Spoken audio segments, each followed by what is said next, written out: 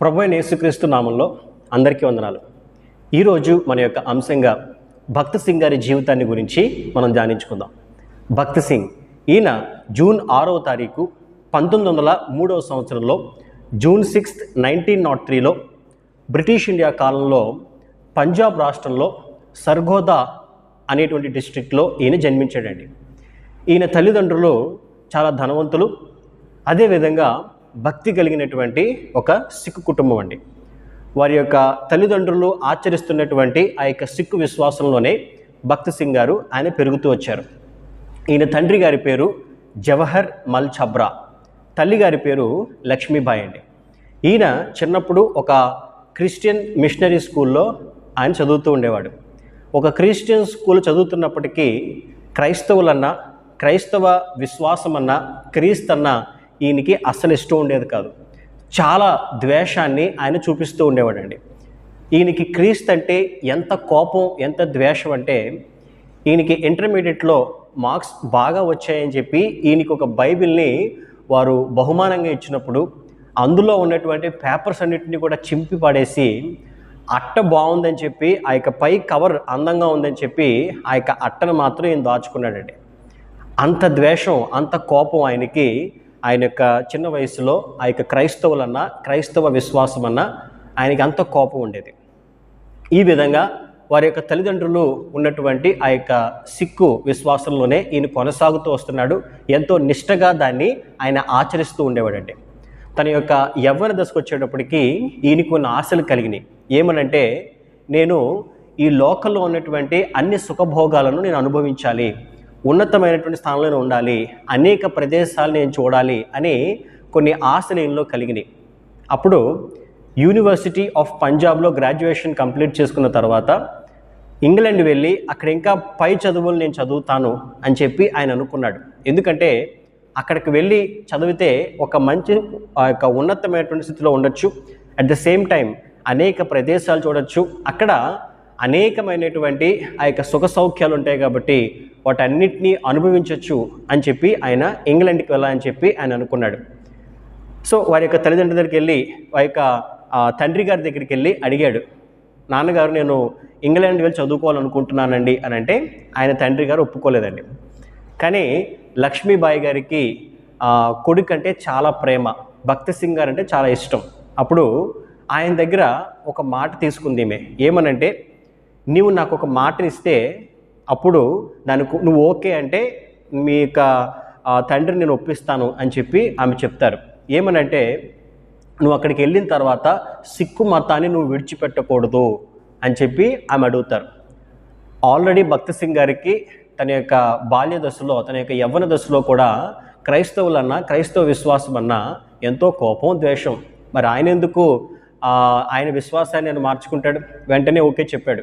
వారి తల్లిగారు కూడా జవహర్ గారిని ఒప్పించి మొత్తానికి 1926 సంవత్సరంలో సెప్టెంబర్ నెలలో భక్త్ సింగ్ గారిని వారు ఇంగ్లాండ్కి పంపించారండి. ఇంగ్లాండ్కి వెళ్ళినటువంటి కొత్తల్లో ఈయన బాగా ఉండేవాడు. అక్కడ ఒక యూనివర్సిటీలో ఆయన జాయిన్ అయ్యి అక్కడ చదువుతూ ఉన్నాడు. కానీ కేవలము 3 నెలల్లోనే ఆయన పూర్తిగా నాస్తికుడు అయిపోయాడండి. అప్పటి వరకు ఆయన ఉన్నటువంటి ఆ యొక్క సిక్కు విశ్వాసాన్ని మొత్తాన్ని విడిచిపెట్టేశాడు. వారి యొక్క ఆ యొక్క విశ్వాసాన్ని బట్టి వారు వెంట్రుకలు తీయకూడదు, షేవ్ చేయరు, కానీ ఈయన షేవ్ చేసేసాడు. ఇలాగా మొత్తానికి పక్కన పెట్టేశాడు. అక్కడ ఉన్నటువంటి ఆ యొక్క లోకల్ కల్చర్ని ఈయన అలవాటు చేసుకున్నాడండి. ఏంటి అనంటే, అక్కడ ఉన్నటువంటి ఆ యొక్క సిగరెట్లు కానీ, ఆ యొక్క మందు కానీ ఈయనకి అలవాటైపోయినాయి. అందులో తీవ్రంగా ఆయన వ్యసనపరుడైపోయాడండి. దాంతోపాటు అక్కడ జరిగేటువంటి ఆ యొక్క డ్రామాస్కి, నాట్యగృహాలకి ఆయన వెళ్తూ ఉండేవాడు. ఈ విధంగా చాలా లోకానుసారంగా ఆయన జీవిస్తున్నాడు. ఆయన ఏదైతే అనుకున్నాడో, ఈ యొక్క సుఖ సౌఖ్యాలను అనుభవించాలనుకున్నాడో వాటిని అనుభవిస్తున్నాడు. కానీ ఆయన హృదయంలో మాత్రం ఎలాంటి నెమ్మది, శాంతి లేదండి. తను అనుకున్న విధంగా ఇంగ్లాండ్ వచ్చాడు, అక్కడ ఉన్నటువంటివన్నిటినీ కూడా అలవాటు చేసుకున్నాడు. కానీ తన హృదయంలో ఒక వెలితి, ఒక బాధ ఆయన్ని వేధిస్తూ ఉంది. ఇలాంటి ఒక క్రమంలో ఆయన ఎడ్యుకేషన్లో అయితే ఆయన కొనసాగుతున్నాడండి. ఆ యొక్క లండన్లో కింగ్స్ కాలేజ్లో ఆయన మెకానికల్ ఇంజనీరింగ్ చేయడం కోసం అక్కడ జాయిన్ అయ్యాడు.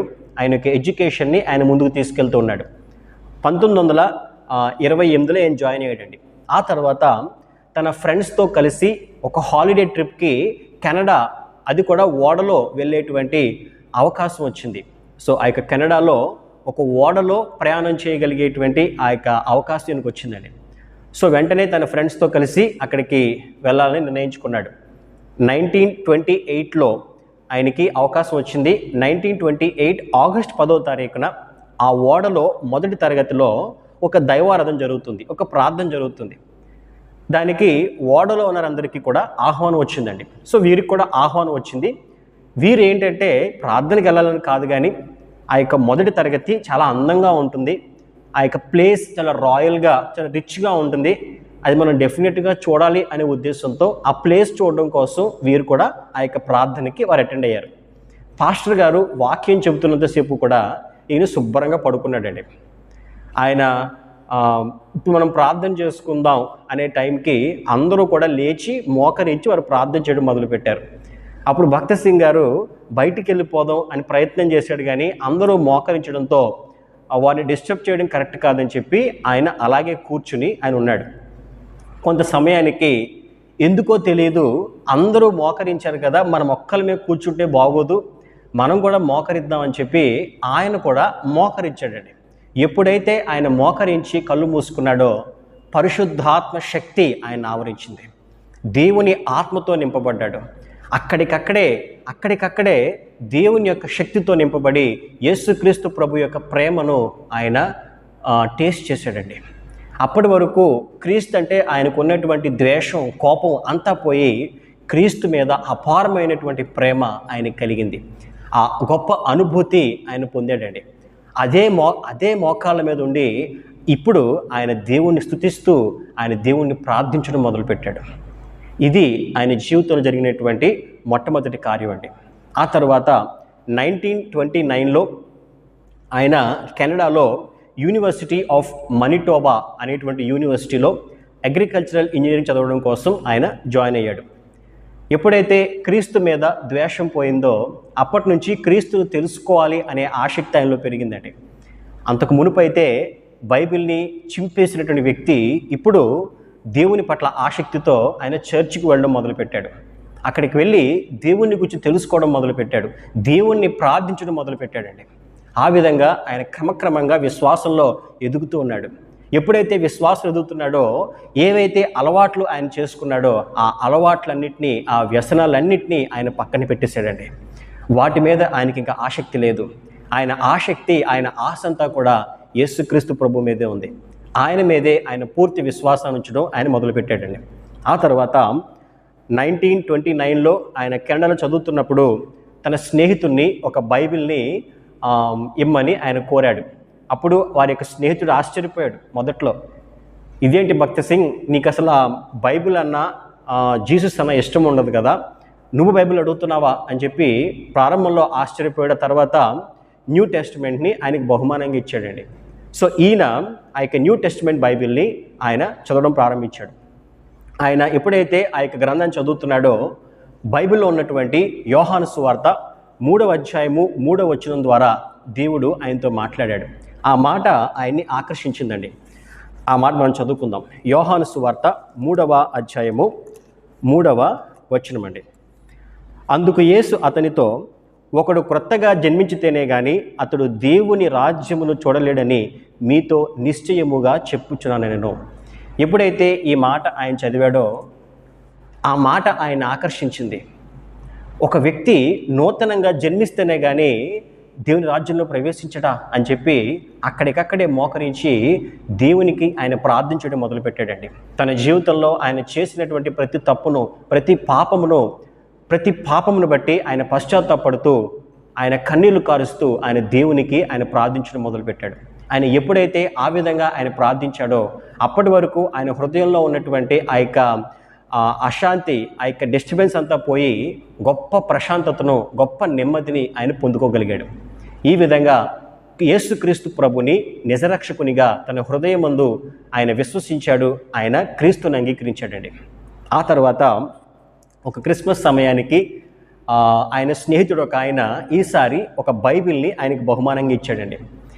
1929వ సంవత్సరం క్రిస్మస్ టైంలో ఆయన బహుమానంగా ఇస్తే 1930 ఫిబ్రవరి 22వ తారీఖు కల్లా ప్రతిరోజు కొన్ని గంటల సమయం పాటు బైబిల్ని చదువుతూ 3 monthsలో ఆ యొక్క బైబిల్ని పూర్తిగా ఆయన చదివేశాడండి. ఆ తర్వాత ఆయన్ని ఎప్పటి నుంచో వేధిస్తున్నటువంటి ఆ యొక్క సైనస్ వ్యాధి కొరకు ఆయన దేవుని ప్రార్థన చేశాడు. అంతకుముందు ఎన్నో హాస్పిటల్స్కి ఆయన వెళ్ళాడు, ఎంతోమంది డాక్టర్స్కి చూపించుకున్నాడు, కానీ ఆయనకి ఎలాంటి సొల్యూషన్ దొరకలేదు. ఇప్పుడు ఆయన దేవుణ్ణి ఆ యొక్క సమస్య గురించి ఆయన ప్రార్థించడం మొదలుపెట్టాడండి. ఈయనకి తీవ్రమైనటువంటి సైనస్ ప్రాబ్లం ఉండేది, దాంతోపాటు ఆ యొక్క విజన్ కూడా సరిగ్గా ఉండేది కాదు, ఆ యొక్క కళ్ళ సమస్య కూడా, ఐసైట్ కూడా ఆయనకు ఉందండి. ఆ రెండింటి విషయమై ఆయన ప్రార్థన చేసిన తర్వాత ఆయన ఒక అద్భుతమైనటువంటి హీలింగ్ని పొందారండి. ఆ యొక్క సైనస్ ప్రాబ్లం నుంచి, ఆ యొక్క ఐసైట్ ప్రాబ్లం నుంచి ఆ తర్వాత రోజే దేవుడు ఆయన్ని అద్భుత రీతిలో స్వస్థపరిచారు. ఆ తర్వాత 1932వ సంవత్సరంలో ఫిబ్రవరి 4వ తారీఖున వాన్కోవర్ అనేటువంటి ప్రాంతంలో కొలంబియాలో ఆయన బాప్తిసం పొందారు. ఆ తర్వాత ఆయన దేవునికి ఈ విధంగా ప్రార్థన చేశారండి. ఏమనంటే, ప్రభువా, నా ఎడ్యుకేషన్ పూర్తయిపోతుంది, నేను భారతదేశం వెళ్ళి అక్కడ ఒక మంచి ఇంజనీర్గా పనిచేస్తూ నాకు వచ్చినటువంటి ఆ యొక్క డబ్బును నీకే ఇస్తాను నాయనా అని చెప్పి ఆయన దేవుని ప్రార్థన చేస్తున్నాడు. అప్పుడు ప్రభు అన్నారు, భక్త సింగ్, నాకు కావాల్సింది నీ డబ్బు కాదు, నాకు నువ్వు కావాలి, నా సేవ చేయాలి, నా సేవకురా అని చెప్పి ప్రభు ఆయన పిలిచారండి. దేవుని యొక్క పిలుపుని బట్టి ఆయన దేవుని యొక్క పరిచర్య కొరకు తను సమర్పించుకున్నారు. ఈ విధంగా ఆయన సేవలోకి వచ్చారండి. ఈయన జీవితంలో ఒక ప్రత్యేకత ఏంటంటే, భక్త సింగ్ గారు ఏ రోజు ఎవరిని కూడా నోరు తెరిచి నాకు ఈ భారం ఉంది, ఈ సేవాభారం ఉంది కాబట్టి ఇది మీరు చేయండి అని చెప్పి ఆయన ఎవరిని అడిగేవారు కాదంటండి. కేవలము దేవుని మాత్రమే ఆయన అడిగేవారంట. దేవునిపై ఆయనకున్నటువంటి విశ్వాసాన్ని బట్టే ఆ యొక్క సేవను ఆయన ముందుకు తీసుకెళ్లేవాడంటండి. ఈ విధంగా ఆయన యొక్క సేవా పరిచర్య ఎంతో అద్భుతంగా ఆయన చేశారు. ఎప్పుడైతే ఆయన్ని దేవుడు పిలిచాడో ఆ యొక్క సేవలోకి ఆయన వెళ్ళాడు. ఆ తర్వాత ఆయన రక్షణ సాక్ష్యాన్ని గురించి ఆయన తన యొక్క తల్లిదండ్రులకి ఒక లెటర్ రాశాడండి. ఆ యొక్క లెటర్ రాసిన తర్వాత 1933 ఏప్రిల్ 6వ తారీఖున ఆయన భారతదేశానికి వచ్చారు. ముంబైలోనే ఆ యొక్క ఎయిర్పోర్ట్లోనే ఆయన యొక్క తల్లిదండ్రులు ఆయన్ని కలవడం కోసం వచ్చారు. వచ్చి నువ్వు క్రైస్తవ్యాన్ని విడిచిపెట్టు అని చెప్పి ఆయన ఎంతగానో బ్రతిమాలారు. వారు ఎంత బ్రతిమాలినప్పటికీ కూడా ఈయన ఏమాత్రం నేను వదలనని చెప్పాడండి. ఆ తర్వాత సరే అయితే నువ్వు క్రైస్తవ్యాన్ని విడిచిపెట్టకపోతే నువ్వు ఇంటికి రావక్కర్లేదు అని చెప్పి వారు ఈయన్ని విడిచిపెట్టి వెళ్ళిపోయారండి. ఈ విధంగా భక్త సింగ్ గారు యేసుక్రీస్తు ప్రభువుని నమ్ముకున్నందుకు గాను తన యొక్క కుటుంబానికి దూరమయ్యాడు, తన యొక్క బంధువులకు దూరమయ్యాడు, తన యొక్క సహోదరులకు సహోదరులకు తన వారందరికీ కూడా ఆయన దూరం అయిపోయాడండి. కానీ దేవుడు మాత్రం ఆయన్ని విడిచిపెట్టలేదు. ఆ తరువాతి కాలంలో ఆయన ఆ యొక్క విశ్వాసం ద్వారా, ప్రార్థన ద్వారా తన తండ్రిని రక్షించుకున్నాడు, తల్లిని రక్షించుకున్నాడు, తన యొక్క సహోదరులను రక్షించుకున్నాడు, తన యొక్క బంధువుల్లో అనేక మందిని ఆయన రక్షణలోనికి నడిపించగలిగారండి. ఈ విధంగా భక్త సింగ్ గారు దేవుని పిలుపుని బట్టి ఆయన పరిచర్యలోకి వచ్చారు. ఈయన ఎంతో సమయం ఈయన ప్రార్థనకి ఎక్కువ ఇంపార్టెన్స్ ఇచ్చేవారంటండి. ఈయన ఒక గొప్ప ప్రార్థనాపరుడిగా ఆయన ఎక్కువగా ప్రార్థన చేస్తూ ఉండేవాడు.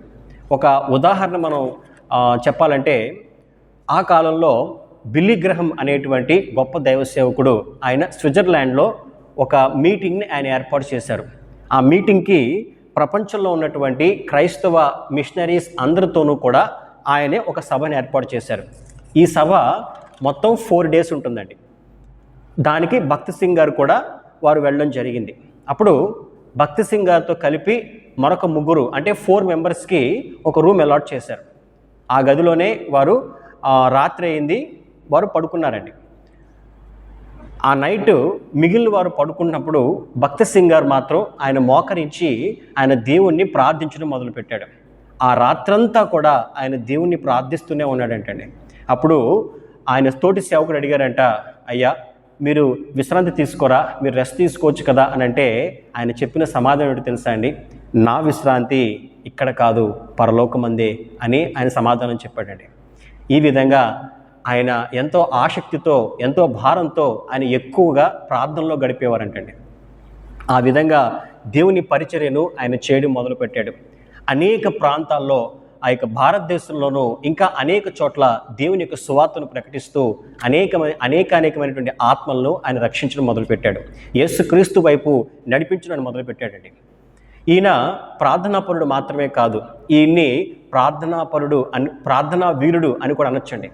ఎందుకంటే ఒకసారి ఈయన మీటింగ్స్ కొరకు, దేవుని యొక్క సేవ కొరకు ఇంగ్లాండ్ వెళ్ళాల్సి వచ్చినప్పుడు ఈయన ఫ్లైట్ మిస్ అయ్యారు. ఆ తర్వాత ఫ్లైట్ ఎప్పుడు ఉందనంటే ఆఫ్టర్ 2 days ఉంది. ఈలోపు అక్కడ మీటింగ్ అయిపోతుంది, ప్రార్థన అంతా అయిపోతుంది. కానీ ఈయన ఎలాగైనా నేను అటెండ్ అవ్వాలి అని అనుకుని అప్పటికి ఫ్లైట్ వెళ్ళిపోయింది. ఈయన మాత్రం అక్కడే ఆ ఎయిర్పోర్ట్లోనే మోకరించి దేవునికి ప్రార్థన చేస్తున్నాడు.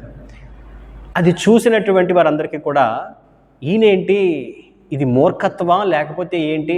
ఎందుకంటే ఒక్కసారి ఫ్లైట్ టేకాఫ్ అయిపోయిన తర్వాత అది వెనక్కి రావడం ఇంపాసిబుల్ కదా, ఈయనేంటి వెళ్ళిపోయిన ఫ్లైట్ని వెనక్కి రమ్మని ప్రార్థన చేస్తున్నాడని చెప్పి వారందరూ కూడా సనుక్కుంటున్నారు. ఈయన మాత్రం దేవునికి మోకరించి ప్రార్థన చేస్తున్నాడండి. అద్భుత రీతిలో ఆఫ్టర్ ఫ్యూ మినిట్స్ లేదా ఆఫ్టర్ ఫ్యూ అవర్స్ ఆ ఫ్లైట్ వెనక్కి వచ్చిందంటండి. ఫ్లైట్ వెనక్కి వచ్చిందంట. అందరూ ఆశ్చర్యపోయారు.